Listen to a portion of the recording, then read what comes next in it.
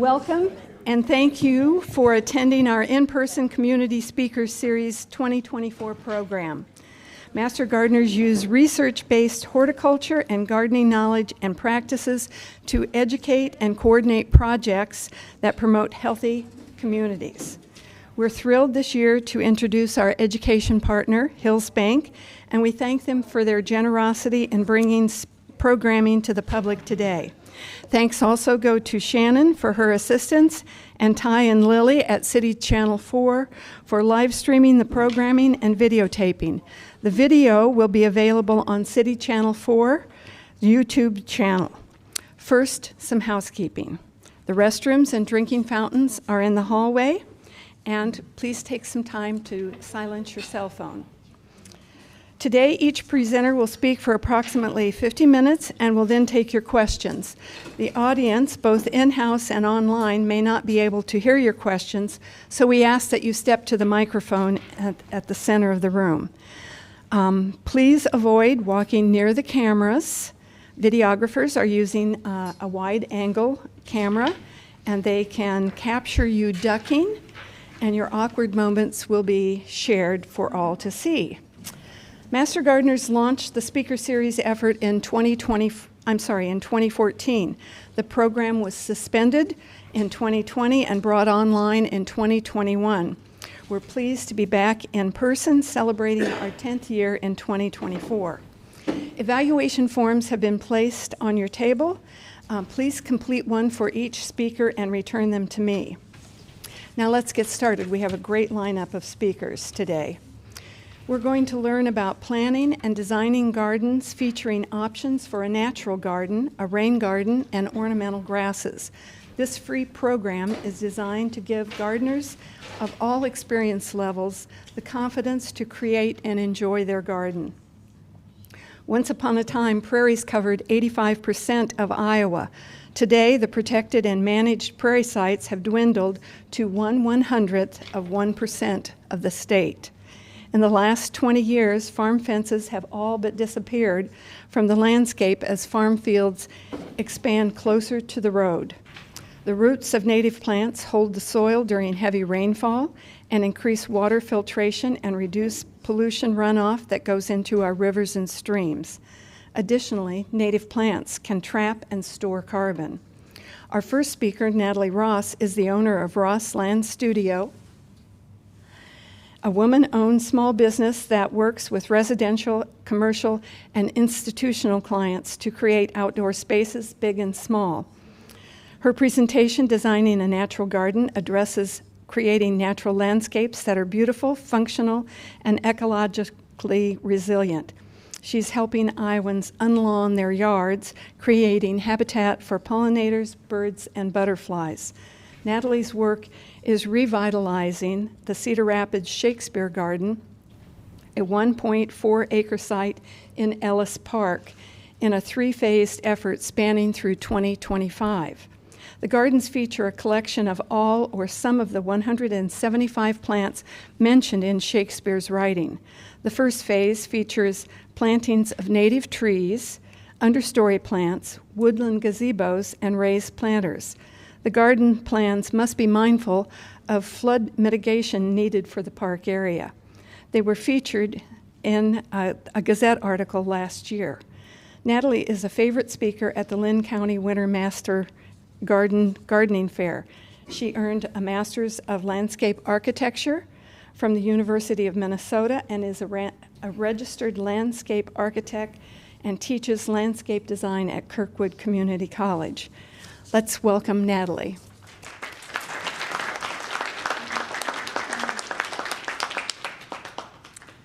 Good afternoon, everybody. Thank you, Linda, for the introduction. So I have nothing more to say about this page. So I want to talk to you guys today about naturalistic style gardening. The way this presentation is organized is I'm going to talk about kind of an intro to naturalistic gardening and then give you two models to base that on, which is the prairie and the woodland edge.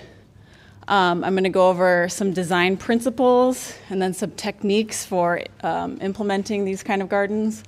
And then we'll talk about some examples, some ways to create plans, and then the plants at the end. And so hopefully that'll be 50 minutes and we'll have time to ask questions at the end. So naturalistic gardening, probably have all heard this term. In the Wall Street Journal, it's called the latest trend in landscaping. You're seeing it at the Royal Horticultural Chelsea Garden Show. And the garden blogger, Benjamin Vogt, calls it an ethical imperative. So there's a lot of different ways that you can think about this concept. But the idea behind natural gardens is to really get thinking about how we're gardening. And it's instigating a lot of debate. So what's beautiful? What's natural? What are our ecological responsibilities as gardeners? And I think that creating a natural garden yourself is a good way to engage in this debate. And you can think about these questions and talk to your neighbors about, what is native and what should we be growing. So I think that it's a really interesting development in gardening. And so this is my one page of doom and gloom, and then we'll move on. But I like to talk about Dr. Doug Tallamy. He's got a lot of good statistics for us as gardeners, and he's an entomologist studying bugs. So here's some things that'll make you think about why we should plant more native plants. The United States has lost over 3 billion birds since 1970. The global population of bugs has declined 45% since pre-industrial times. And insects are the animals that are basically at the bottom of the food pyramid, right above plants. They're feeding all of the birds, amphibians, rodents, and 90% of the insects eat plants that are very specific to them and that they can only digest, a very small portion of native plants and that they've evolved with. So introduced species yield less than 68% less food for insects than native plants. 86% of the land east of the Mississippi is privately owned. So a large fraction of that acreage is under cultivation for food, or it's planted in a monoculture of lawn. And so I think just narrowing in to that idea makes it really obvious that what you plant in your garden matters. So all of us have a little piece of that private land, or we could influence some of the public land too. So a natural garden is inspired by naturally occurring habitats. It employs a wider variety of species planted close together in interconnected communities, and I'm going to talk about that at the end of the presentation. They balance ecology with aesthetics, and I like this term reconciliation ecology, so you can write that down as your term of the day. This is the science of inventing, establishing, and maintaining new habitats to conserve species diversity in places where people live, work, and play. So, we can't lose sight of the fact that gardens are for people, and primarily people, but I think that we can integrate more practices that make these places for other animals as well. So what is not a natural garden? Highly manicured lawns, block planting, monocultures, specimen planting surrounded by mulch, heavy use of annual bedding plants, use of invasive species, heavy use of pesticides and fertilizers, and using plants that are not suited to your particular site conditions. And I mean, this picture is something that you can see in every neighborhood. And I'm not against hostas, but there's more that we could do with these spaces. And then just quickly, a little note about natives versus exotics. I'm not, a hardcore 100% native, but there are a lot of good reasons to plant native species. So a native plant is one that occurs naturally in a place where it evolved, and an exotic plant is one that was introduced by humans. The benefits of using native plants include longevity, low maintenance requirements, and ecological function. There are some people who advocate for judiciously using exotics, so if they're not aggressive, or there's been extensive testing before they've been used in a garden. So James Hitchmo is a British plantsman who argues that a lot of exotics are better fitted to urban environments, and they can provide nectar for pollinators at different times versus what the native plants could. So I think there's an interesting conversation out there for not just using natives, but I think the key point is that we need to make sure that we don't have exotics that are escaping cultivation and displacing native species. So, I have a picture of our favorite plant, the garlic mustard here, and we all know how big of a problem that is. Okay, so the two models that I'm going to talk about that we can base some of these native plantings on are the prairie model and the woodland edge model. So we are so lucky here because the American prairie is, the ecology that's in our backyard. The plants people that brought native style planting were all Europeans, and they were using the American prairie model and bringing in American prairie plants to their gardens. So we can feel really good about doing this because these are actually our native species. The North American prairie is a grassland-dominated ecosystem, so the average ratio of grasses to forbs is approximately 80% to 20%.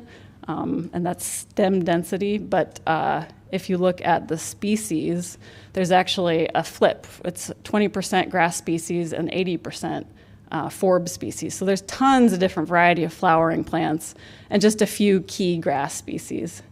The prairie forms a dense sod of fibrous and taproots that resist invasion.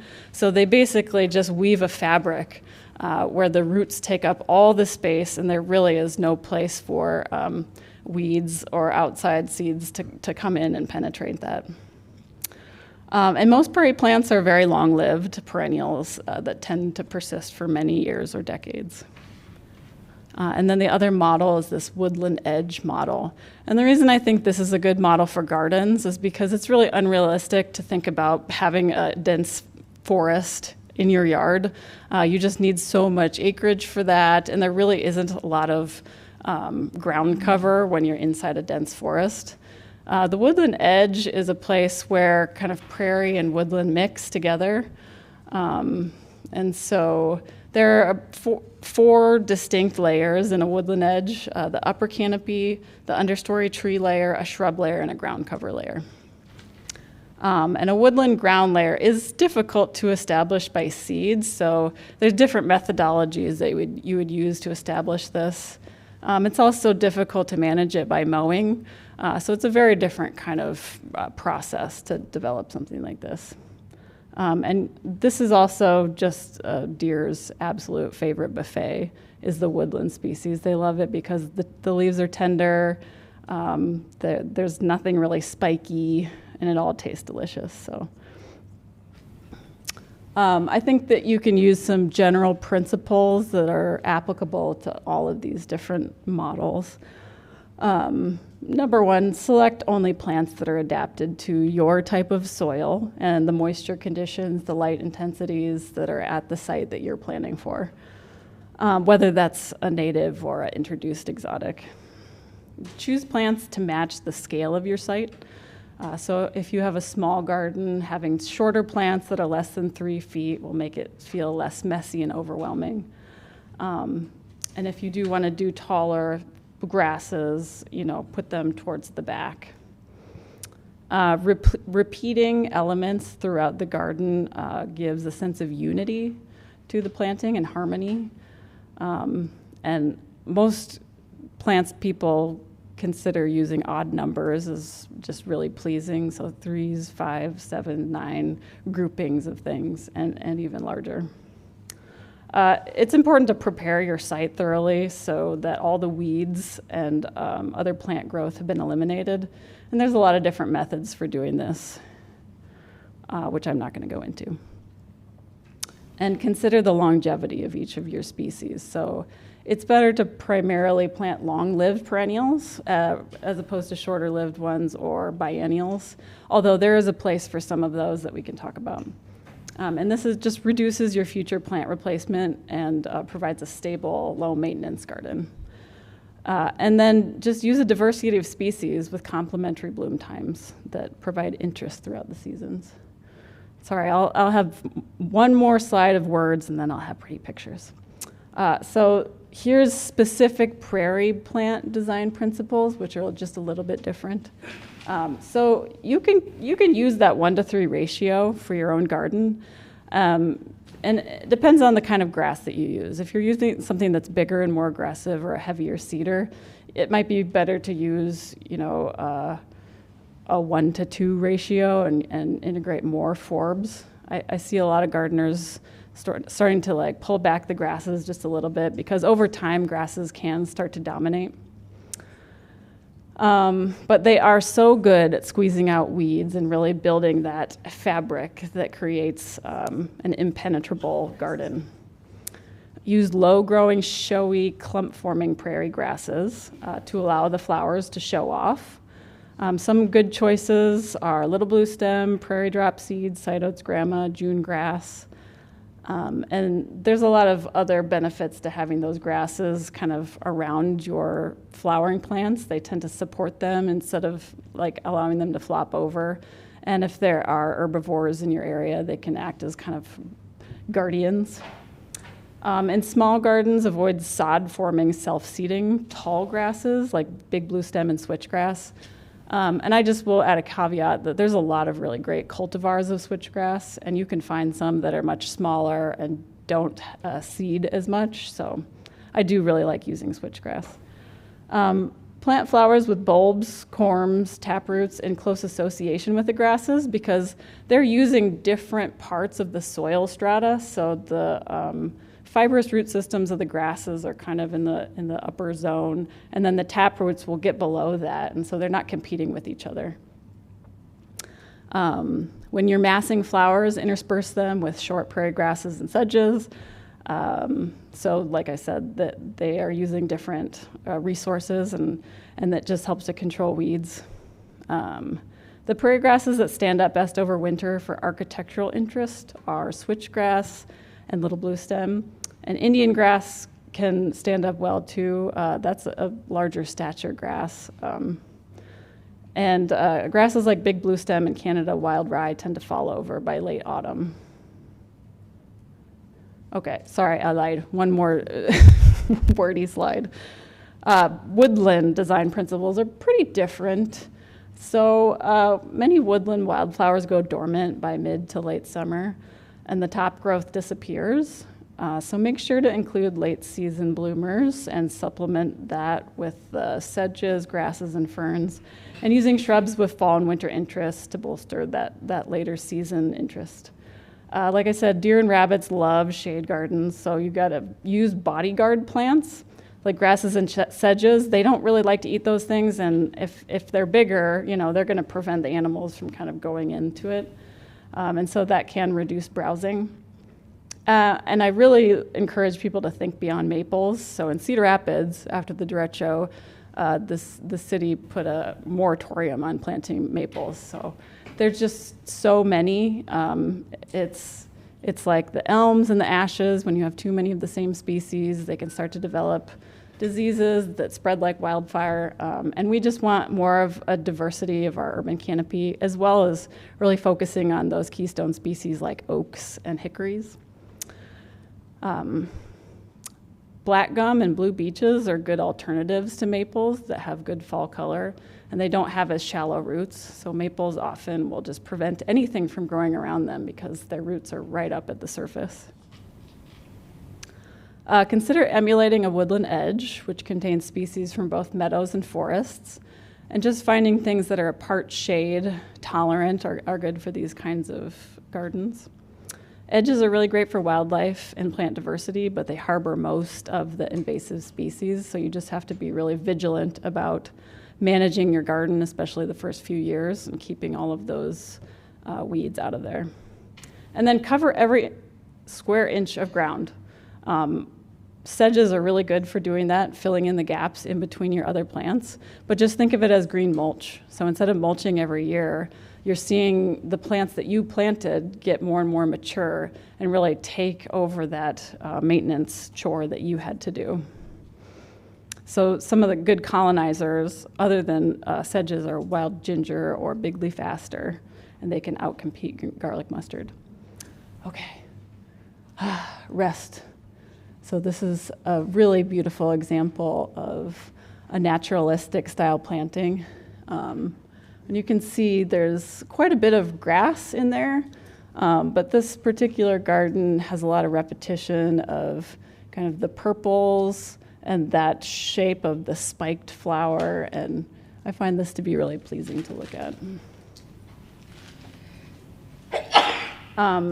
So talking about putting all the pieces together. As a gardener, you do your research, you kind of look at what some of the native and introduced plants are that you might be able to use in your garden and how that fits into either a prairie or a woodland edge. And then how do you choose, which ones to put together and how to do it. So this is where kind of the idea of design plant communities come. A plant community is a group of plants that occur together and share similarities in growing conditions. And that's important because you want all your plants to be able to be happy together. If you have a really wet site or you have a dry, sunny hill, all the plants are going to have to be happy in that kind of condition. A design plant community is the translation of a natural community into the human realm. So we're not necessarily advocating replicating a native plant community or kind of just taking hints from it, because it's just impossible to do that in your own yard. We just don't have the right conditions. So it's less important that each individual survives, but that you're creating the conditions for the whole community to thrive and do well over time. And so if you see a few things dying, it's okay, because we can fill in the gaps or find something that fits better. And it's about kind of the succession of those plants maturing and really filling in all the gaps. So it's, I think, helpful to think about the design plant community in a series of structural elements. So structured layers are the ground covers, the grasses, the seasonal themes, the architectural plants. It's how you categorize, what kind of aesthetic layer your plant is filling. So that's one way to think about it. The root systems is another way to differentiate your plants. So where are the fibrous roots and the tap roots and the corms, and kind of having those all laid out in your mind.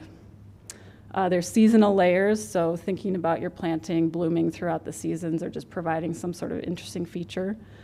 And then successional layers would be, which plants can heavily seed early on to get the first couple of years going, and then which plants will take longer but then be really long-lived, like a Baptisia or something. So those are 4 different ways to think about the grouping of plants. And this little diagram gives you a good idea of those structural layers. So I like to lay out plantings kind of the opposite of the way this is laid out. So doing my structural plants first, what do I want to pop? What's going to be something that's really eye-catching, and it's going to be present throughout the whole season? So those are taller grasses or plants that have, really hardy seed heads that are going to persist throughout the year. And then your seasonal themes, what do I have for spring, summer, winter, fall? And just dispersing those evenly throughout the garden so that you're always seeing something beautiful throughout the seasons.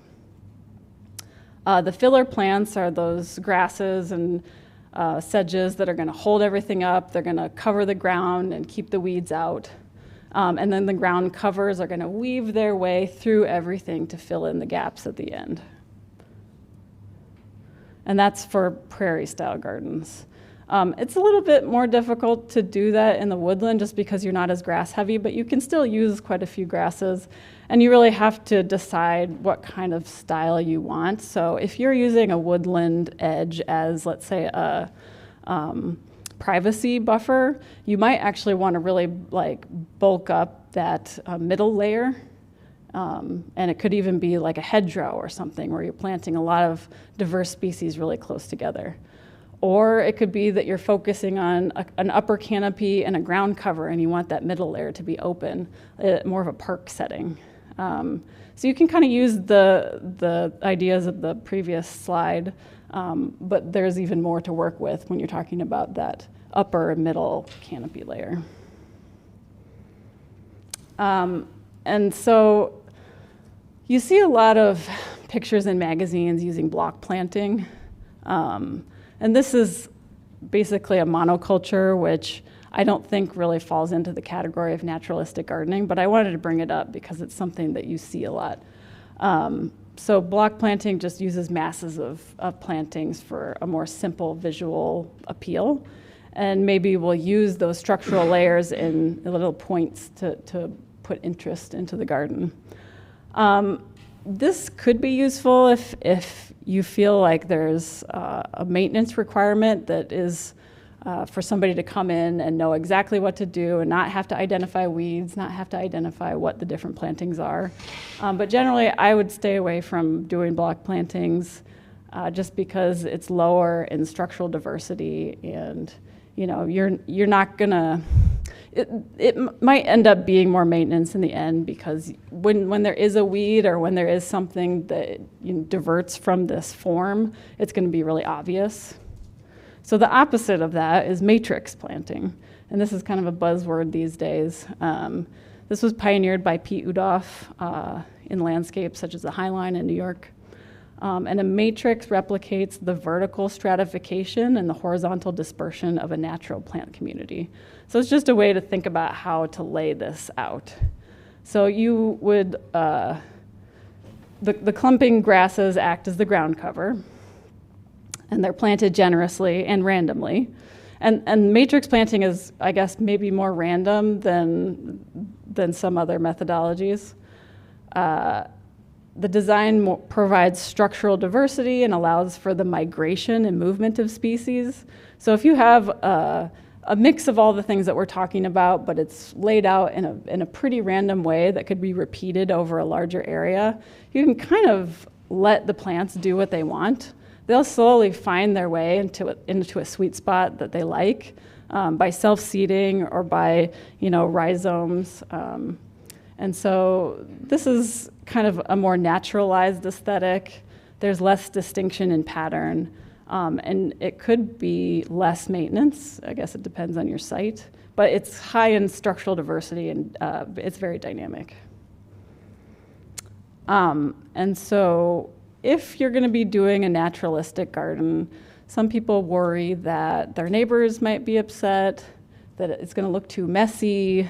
They're going to get a call from the city saying that, you're violating zoning code by not mowing. So there's something called cues to care that has been an idea that's around for a long time. And this was coined by Joe Nassauer. So the idea is that if you make your landscape look as if it were well cared for, people will see it as intentional. And they'll be less likely to think that it's weeds or it's something that is sort of haphazard. And I think the biggest thing you can do is have a clean edge. So you can see in this picture, the person just mowed a strip along the edge of this planting, but allows the interior to be more wild. So clean edges are probably like the #1 priority for cues to care, but you can also do things like putting familiar elements into the planting that people will see like, oh yeah, that's a garden. So grouping plantings, having something that's a repeated pattern is a good cue. Having colorful flowers, and that might be having your forb to grass ratio a little bit higher. Putting seating, some kind of art, obvious, garden elements will also be a good cue that this, yes, is an intentional garden. And just maintaining it, making sure that, there's no weeds, that you're cutting it back in the spring, are all good cues to care. So when you start off thinking about developing a naturalistic garden, it can be good to make a plan just to help you to organize the layers, because there's a lot going on in a naturalistic garden. You have so many more types of plants. You're planting so densely, and then there's a lot to manage with the different kinds of plant communities and proximities. And so I want to show you a couple of different types of plans that you can use that might help you organize your thinking. This is a diagram I got from Benjamin Vogt. He has the company Monarch Gardens in Nebraska. And what he does is just gets a grid of paper that's either a 1 foot by 1 foot grid or a 2 foot by 2 foot grid. And he semi-color codes it, but uses the initials of the plant to kind of have as a shorthand. And you can see that there's a lot of gaps in this plan because he doesn't put in the filler plants. He only puts in the structural or the seasonal layer plants. So you can see he's kind of color coding some different things. And so he'll use this as a guide when he lays out those structural plants. And once that's all in, he'll fill in with the grasses and the sedges. And this is almost a combination of like a matrix planting with a more intentional planting. So you could think of like the seasonal and the structural layers as being a designed planting, and then everything that fills in as being sort of a matrix. So you'd think, okay, I'm gonna do 20% prairie drop seed, 20% Carex pennsylvanica, and another percentage of another grass, and then just randomly fill in all the spaces. And so that's an idea of kind of combining those things. This is a plan from Roy Diblick, and he's a plantsman up in Wisconsin. He has Northwind Perennial Farms. And this is from his book, The No Maintenance Perennial Garden, which I find is a really helpful book. But he does his planting plans on a grid, but he uses symbols that give a sense of what the texture of the plant will be. And this is another way for you to think through, like, okay, I want to have something that's got a bigger leaf texture next to something with a more fine textured plant. And I put this particular one in the presentation because this is a fern garden, and so he is really focusing on textures versus, color of flowers. And I just think this is nice because it gives you a lot of different information all at the same time. The symbols are really representative of, the kind of textures that you might use, and then it helps you to just space things out. So this is another way you could do that. And you can invent your own symbols and use pencil and paper, or you can use a computer program. This diagram is from Thomas Rainier, who co-wrote I'm trying to think of it. It's in my bibliography. I'll get back to you, but this is another good book to read. Anyway, he's a landscape architect and a plantsman, and he focuses on modular planting and matrix planting. And so he'll do a little panel, and let's say that this is, 30 feet by 30 feet or something, and he's doing a much larger acreage. And so he'll lay out a panel, and then that'll be repeated over and over so that he could lay out a huge area without having to make an insane planting plan that you could never follow. And so if you have a bigger prairie area that you want to do plugs and that you want to do it intentionally rather than seeding, this can be an interesting way to lay out your plan. And he's, again, using symbols and colors to help him to aesthetically lay that out. And here's the man himself, Pete Udoff. And he has very distinctive looking plans, which I think maybe lend to the more artistic layouts that he gets. But you can see the combination of sort of structural groupings with the matrix behind it. And so what he does is kind of draw shapes of where he wants his plant massings to be, and then he'll put a number of how many plants go in it. So like you can see a little squiggle with a 5. So like 5 plants are gonna go in that one, and then a circle with 1 or 2 or 3. And so, you don't have to be as specific and draw as many tiny little symbols, but it still helps you to figure out on paper how you want everything to look.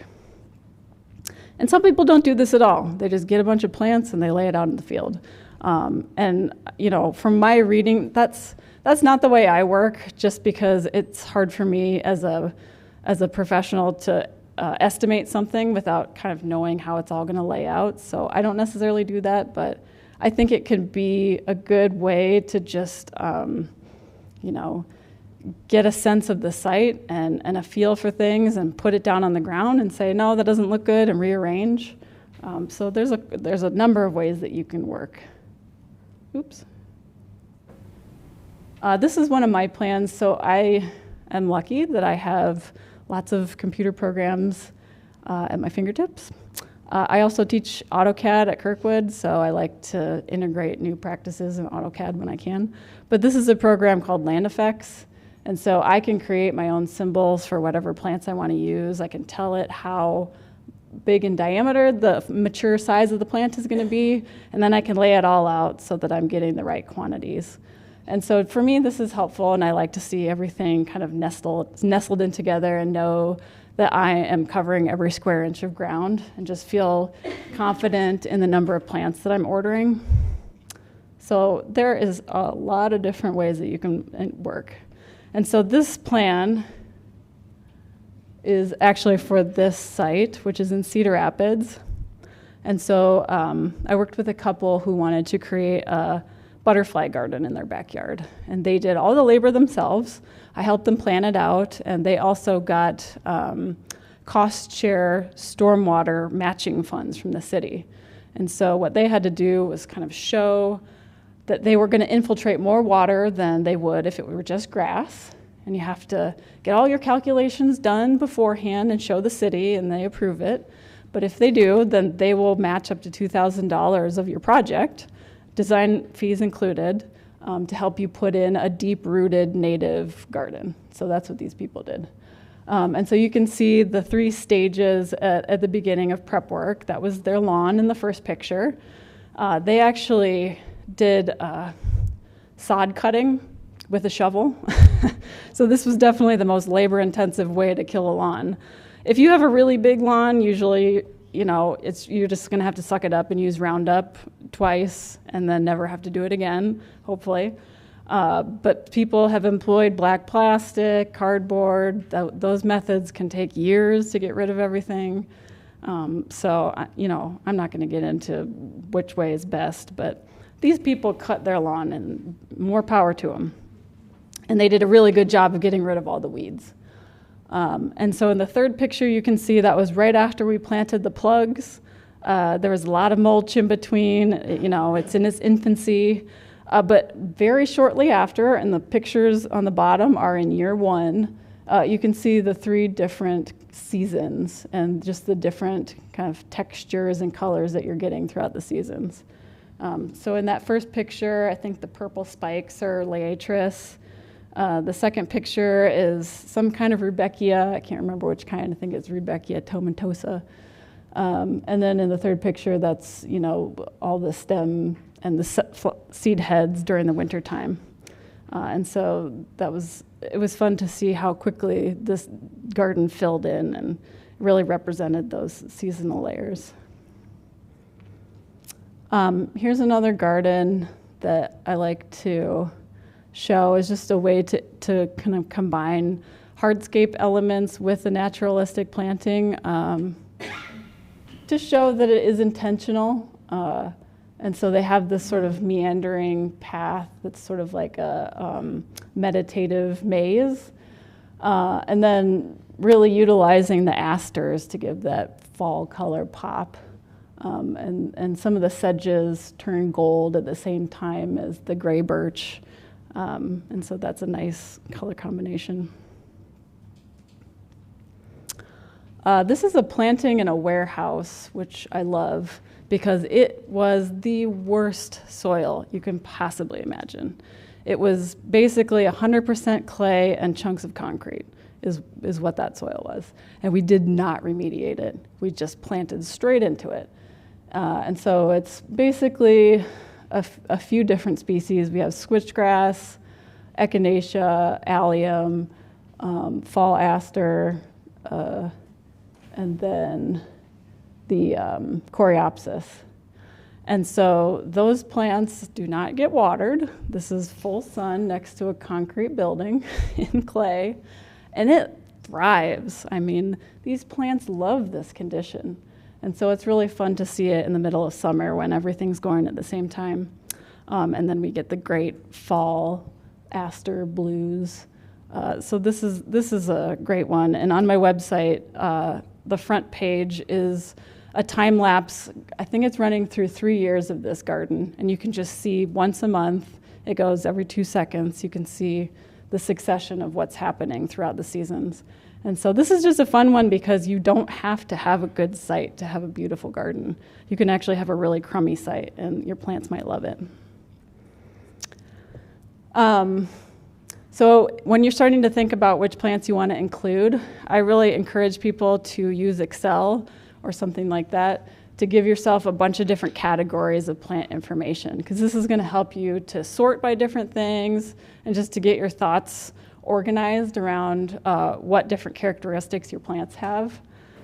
So in this particular example, I have the botanical name and the common name, the height, the width, how much sun it wants, water, what the bloom time is, and then in the notes is where I put things like what kind of root system it has, or if there's any particular like aggressive tendencies or something that I might need to know in that area.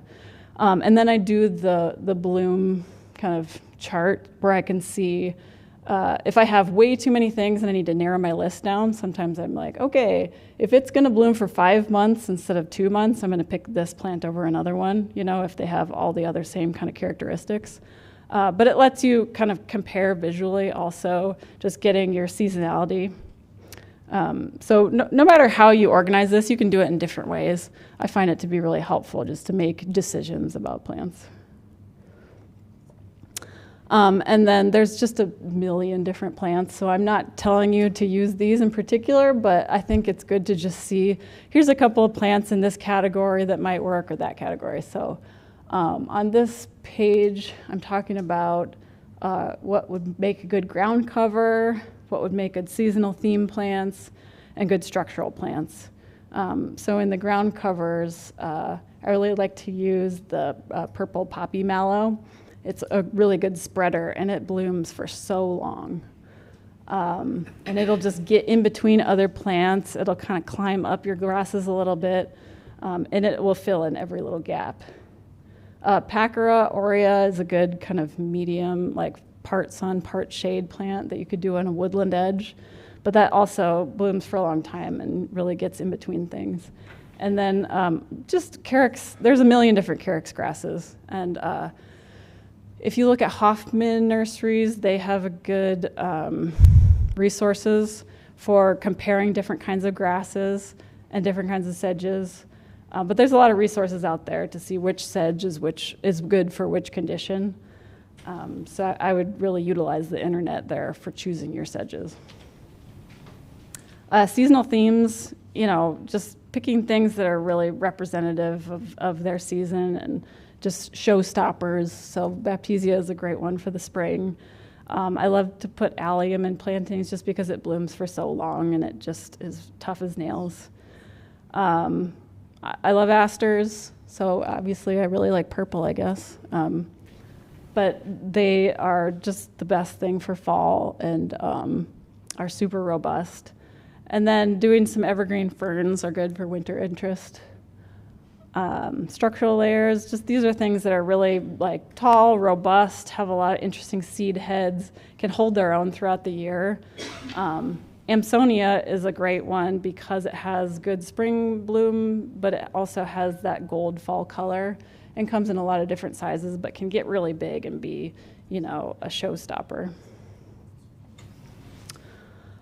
Here's some examples of different kinds of root systems that you can combine, and these plants will go well together because they're not competing with each other. So having something with a fibrous root system next to something with tap roots, next to something with primarily rhizomes, and then combined with self-seeders that'll basically seed all your gaps in between. So I'm not going to go over every single one of these. And then the successive layers. So, you know, you want to primarily plant things that are long-lived perennials, but it is good if you're just first getting something established to get plants in there that may be short-lived but are really heavy seeders, because they'll put their seeds down at the beginning. They'll fill in your garden while you're waiting for the more long-lived things to come up, like your Baptisia. And then if there's ever a disturbance in your garden, there's that seed bed that's already there. And so these early successive plants will come up, like a cardinal flower, for example. You know, their seeds could be in your garden for years, and all of a sudden your neighbor dog comes and digs a hole, and you have a bunch of cardinal flower again. So there's a lot of good reasons to have some of those early successional species in your garden, but obviously the long-lived perennials are going to be the workhorses, and that's going to fill in the majority of your garden. So I think I'm at about the right time. We have maybe 10 or 15 minutes to ask questions or have a discussion. Let me see if that book I wanted to tell you about is in here. Nope. Forget I said that. So if anybody has questions, yeah, try to come up to the microphone. So my first question is, how did you prepare the soil except for the site along the building, which you indicated that you didn't prepare that, you just planted? Yeah. So in the yard, you mentioned the couple that you designed their planting. They dug it down. Mm-hmm. How far? How deep?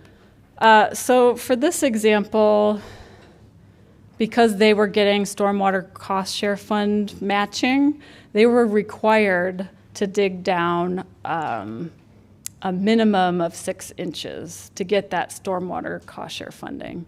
And so they did that with a rototiller, and they added compost, which is also a requirement of the stormwater cost share, because in the stormwater world, they do their calculations and they add compost to soil, and that gets more water infiltration. And they get, deep tine aeration into grass, and they plug it into their model, and that gets them more stormwater. So they're not thinking about plant health in the stormwater world necessarily. They're thinking about water infiltration only.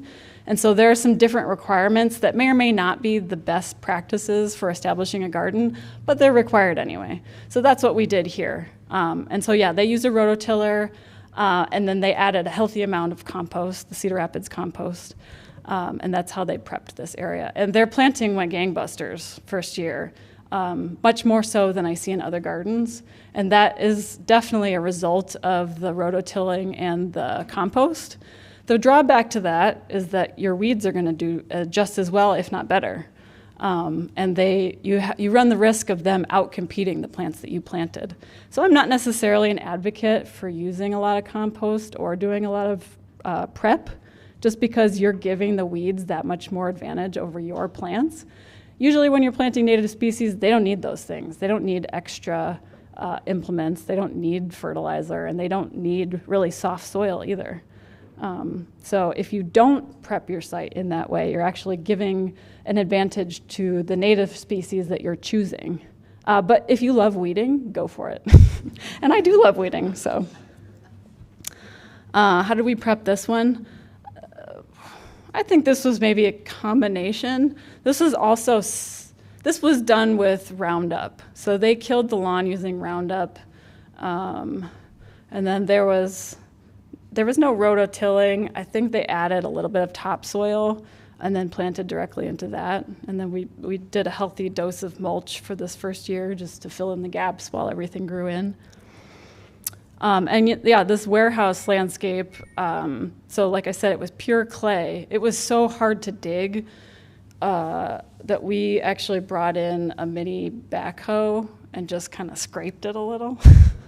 Because, even with a shovel, it would have been backbreaking. And then, we just dug holes in this clay and crossed our fingers, and it just worked.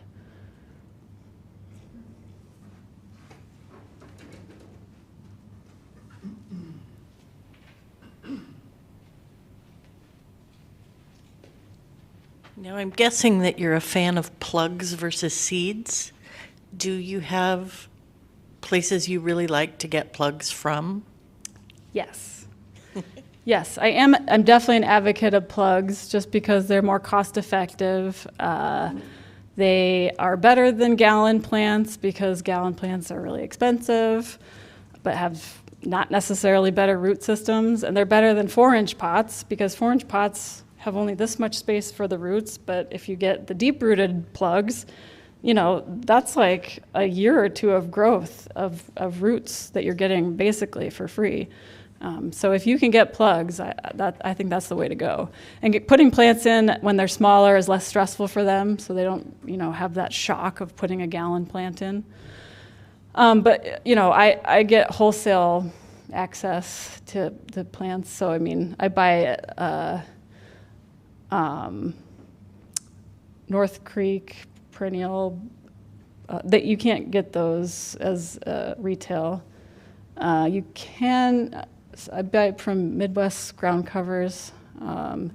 From sorry, you're putting me on the spot now, and I'm North Creek. Did I already say that? There's 2 creeks. But yeah, I mean, I try to buy in bulk because it just is a better price. But you know, for retail, I think that some nurseries are starting to offer more plugs retail, but still, it's not really available to most people, which is unfortunate. So, yeah, sorry, that's not a good answer. And I get them mail ordered, so they just come to my house in boxes through UPS, which is also a great thing about plugs, so you don't have to have like a truck coming with, you know, big pots.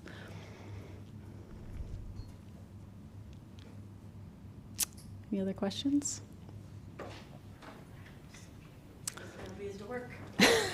Yes, I love dorks.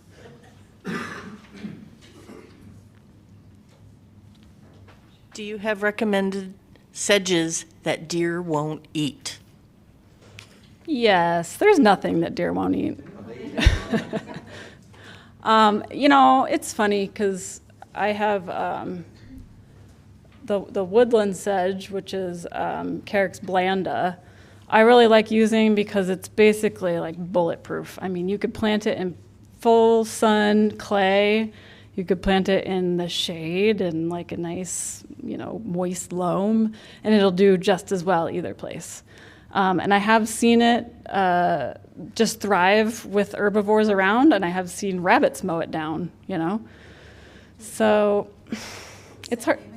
Carex blanda, it's a woodland sedge. But I guess, I mean, in terms of herbivores, there's no bulletproof plant. I think that if you choose the plant for the condition and it's thriving, it'll at least be able to bounce back much faster when it is mowed down by a rabbit. Right, well, yeah.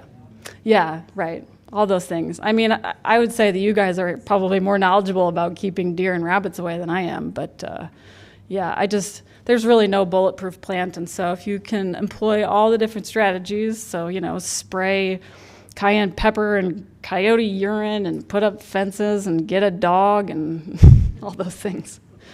But yeah, choosing the right plant for the right place. I mean, if your plant is healthy and thriving, it'll be able to bounce back. Yep.